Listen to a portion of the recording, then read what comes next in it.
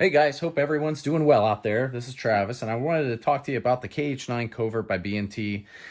So there's a few things on this firearm that I wanted to specifically talk about, and this is not necessarily going to be an overview on the gun, but we are going to break down the gun and go over a couple key things on here that I think are important for owners to know about. So one of them is this item here. So this item I've had some questions on. I did a brief overview on this firearm a few videos ago, and somebody said, hey, what is that lever in that bag about? Well, let's get down to what that lever in that bag is about. So this is it right here, as you can see. And just real quick, if you don't have much time, this replaces this top charging handle crown, and it becomes a side charging handle. And I'm going to take this firearm apart, show you how to install that, show you what the mechanics look like in here. I also want to discuss the controls. So we'll start at the front to the back, traditional, fixed tri-lug barrel at the front. All the suppressor options that you have clear the handguard just fine. There's no interference from the handguard. They all fit on, and I'll show that here in a little bit. Moving back on the firearm, we have the charging handle, and as you can see, this firearm is clear. Take that mag out. But the charging handle is this rounded off crown, and it's really cool because you can look through it for the iron sights. And I really, really like that. This button here is a bolt hold open. So if you pull the charging handle back, you depress that, it'll hold the bolt back for you. Otherwise, there's no control on the side to hold the bolt back. So keep that in mind. This button here is how you hold that back. Okay. There is a decocking lever and safety. So there's also a little window in here to indicate where the firearm is at in its charge status. So if we go ahead and we decock it, you notice that window switches to green. That's going to create a condition where we have a kind of a double action trigger pull, where it's a real heavy trigger pull. I realize there's no hammer on this, so technically it's not double action. But, you know, for the sake of it, the pull of the hammer feels like a double action firearm. It's extremely heavy. You pull it, it fires, and this window, then you can see a black area in there, that little black window. And I'm not sure why they went with black. It's kind of weird.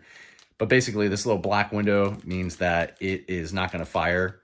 Whereas we pull the charging handle back, and you notice it's dark, but there's no black area. So watch that area. As I pull the trigger, you can see that kind of change. You know, I guess you can only rely on that for the green, right? For double action.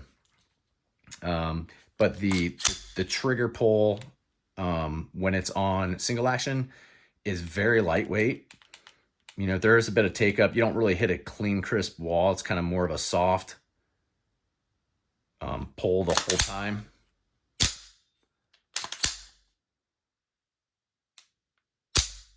There you go. That's the trigger. So the magwell flips down, folds forward, grip, comes back, makes a nice little package that's very concealable. To disassemble the firearm and perhaps install the side charging handle, all you have to do is make sure the firearm's clear, make sure the trigger's pulled, and knock out the two pins. They're retained pins, so they won't fall out. And I frequently have an issue with these pins. If you feel like the lower's not going to drop out real easily, it's only because these pins haven't been pulled back all the way. And that's happened to me frequently on this gun. For some reason, I think I've got those pins pulled out all the way, but they're not, and this lower won't drop out. So here's the lower. Super cool trigger mechanism. Very, very unique. If you want to take a look at that. And to further disassemble it, it's like a traditional B&T end cap where you push down and then it pops out. So we put some downward pressure, hear that click, and the spring in action will come out. You can see what that looks like right there. So we have a longer spring that's more narrow, And then we have a shorter spring that's larger in diameter. There's a rubber bumper on the back. And there you go. Let's set that to the side. To change the charging handle out, you'll notice this area here is wide.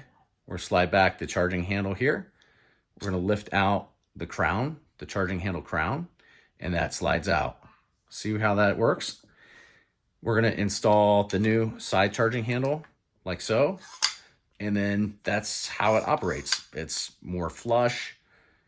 You can pull it back from the side. Pretty smooth action on the bolt. And let's take a quick look at the bolt while we got this apart. But there's your bolt. That's what that looks like. Pretty neat. B&T makes extremely cool firearms, and they do not disappoint, and they are top shelf firearms, and that's why they cost as much as they do, because of the quality. So let's put the charging handle back in and reinstall the components.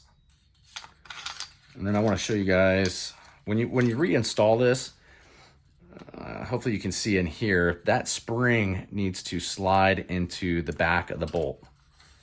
So let's actually, let me take that out and show you guys what that looks like, because it might make more sense.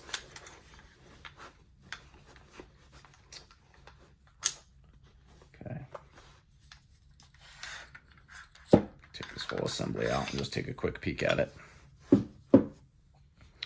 So there you go. That's the whole assembly.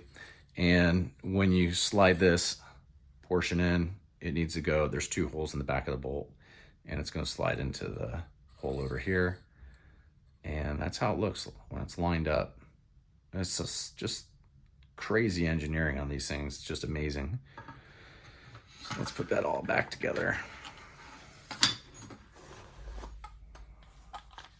Get the charging handle back in. And stick with me just for a minute, guys. I want to show you.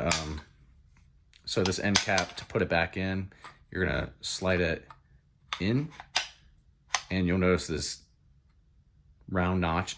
That's going to slide up and into the frame. So push up, it'll retain it. And then it's just as easy as just sliding this back on. Just tap that in, and you're good to go. And we are operational again. There we go. All right. So let's look at the tri-lug. So on the tri-lug, this Dead Air Wolfman adapter, I think it works on a couple other of their cans, but this will fit on, no problem. Plenty of clearance on here. There you go. This is the RBS SQD can. So if you're not familiar with this can, it comes in a full size, it comes in a compact. This is the full size. And it's a really cool design. This tang, if you line it up with one of the tri-lugs, with one of the lugs on the tri-lug, you just center it up and it slides right over and it clicks on and it's locked on. It's not going anywhere. It might rotate a little bit, totally fine. It's not a big deal. To take it off, you push that down and it slides off. It's that easy. These suppressors are awesome. I mean, they're $600, and that is dirt cheap for a suppressor, in my opinion. Flow through design technology, so you're not getting a bunch of gas out of the ejection port or going down into the lower.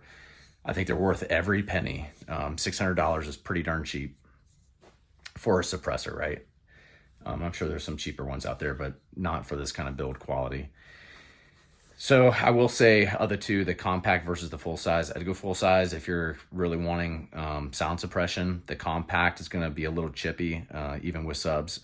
So subsonic ammo, it's left my ears ringing a little bit when I shoot.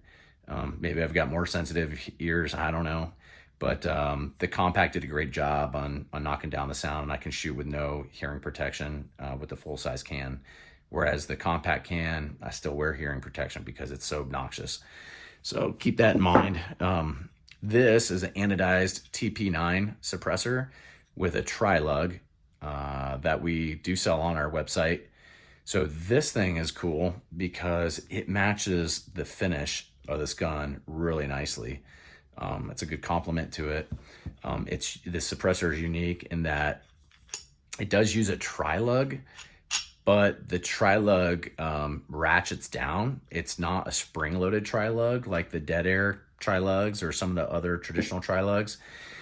So the way that this goes on, you want it kind of loose, and you'll see there's a collar in here, and that collar is just kind of hanging out there freely. It's going to slide over the barrel like your traditional suppressor, and this collar has to twist a little bit, and then you'll feel it lock in. And once it locks in, then you ratchet the suppressor down over the barrel. It snugs it up, and it keeps it on nice and tight. And then you don't have to worry about it coming loose. And it's just sweet color. It's anodized to match the frame and finish on the anodized guns like the SPC9 or the KH9 Covert. So that's it, guys. I hope that helps somebody out there. Again, we've got the side charging handle is what's included with it. You get a cleaning kit also. You know, a B&T magazine with a rubberized bumper pad on the bottom. And they're still the same polymer feed lips, unfortunately, for what that's worth. But I think it's a great gun. I think it's so unique, and it's a limited run from B&T. It'd be worth having in your inventory if you've got the money for it. If you guys have any questions, feel free to reach out anytime. Phone number's at the bottom. You can call or text anytime. I'll put a link to a couple of these items, like the dead air, the tri-lug adapter by Dead Air, and the anodized suppressor, and I'll put the RBS SQD full-size can on there. Again, I think the suppressors by B&T are super affordable because B&T wants to push out a lot of the competition in the market, or at least get their foot in the market. And I think they're willing to, you know, do it at a pretty reasonable price for a good quality suppressor. So if you're ever interested and you're wondering how that process works, just give a call. All right, you guys take care. Bye-bye.